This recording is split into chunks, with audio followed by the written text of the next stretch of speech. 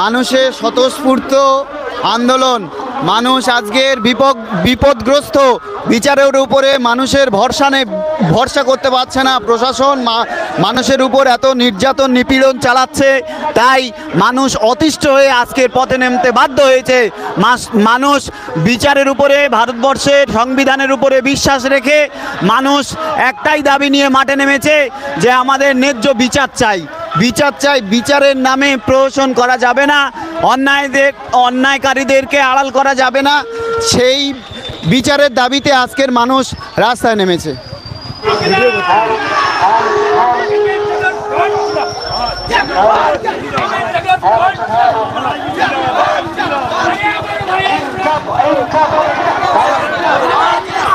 ইতিমধ্যে মানুষের যে ঢল আপনাদেরকে দেখাবার চেষ্টা করব আমরা। প্রচুর মানুষ কিন্তু ছড়িয়ে ছিটিয়ে রয়েছে, তারা কিন্তু এখানে অন্যার প্রতিবাদ জানাচ্ছে।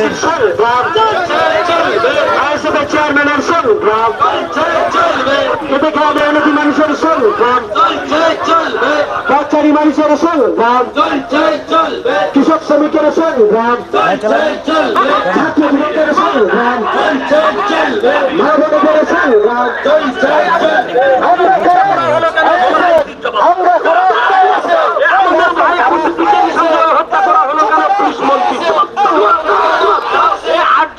মেয়েকে ধর্ষণ করে মারা হলো কেন পুলিশ মন্ত্রীর জবাব?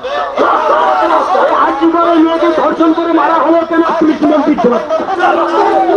অর্থাৎ এখনো পিছনে মানুষ রয়েছে, তারপর আমরা সামনে যাওয়ার চেষ্টা করবো। মানুষের ঢল আপনাদেরকে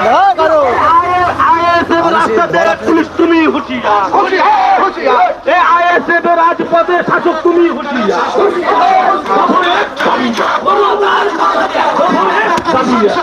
কিন্তু মমতার পদত্যাগ দাবি করছে, অর্থাৎ আইএসএফ এর পক্ষ থেকে কিন্তু এমনটা বলা হচ্ছে যে মুখ্যমন্ত্রী মমতা ব্যানার্জির পদত্যাগ আমরা চাই, অর্থাৎ ব্যর্থ মুখ্যমন্ত্রী, এমনটা কিন্তু আইএসএফ এর পক্ষ থেকে জানানো হয়েছে। মুখ্যমন্ত্রী তিনি ব্যর্থ হয়েছেন। আপনাকে আবার জানাবার দরকার, শুধু আবু সিদ্দিকী কিন্তু নয়, তার পিছনে অনেক কারণ রয়েছে। আইএসএফরা মনে করছে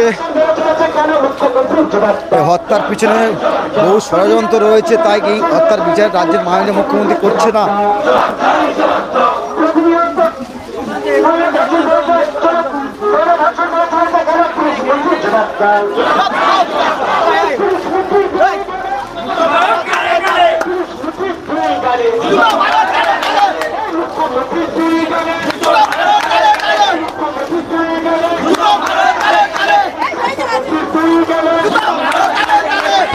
এখানে কিন্তু বিভিন্ন স্লোগান দিচ্ছে, এখানে বিভিন্ন আইএসএফ কর্মীরা, মহিলা থেকে পুরুষ থেকে বাচ্চা থেকে তারা কিন্তু উপস্থিত হয়েছেন। তারা বারবার দাবি করছে কিন্তু যে এই যে হত্যার পিছনে কারণ রয়েছে, এই হত্যার পিছনে বিশিষ্ট কারণ রয়েছে, তাই এই হত্যার বিচার মাননীয় করছে না।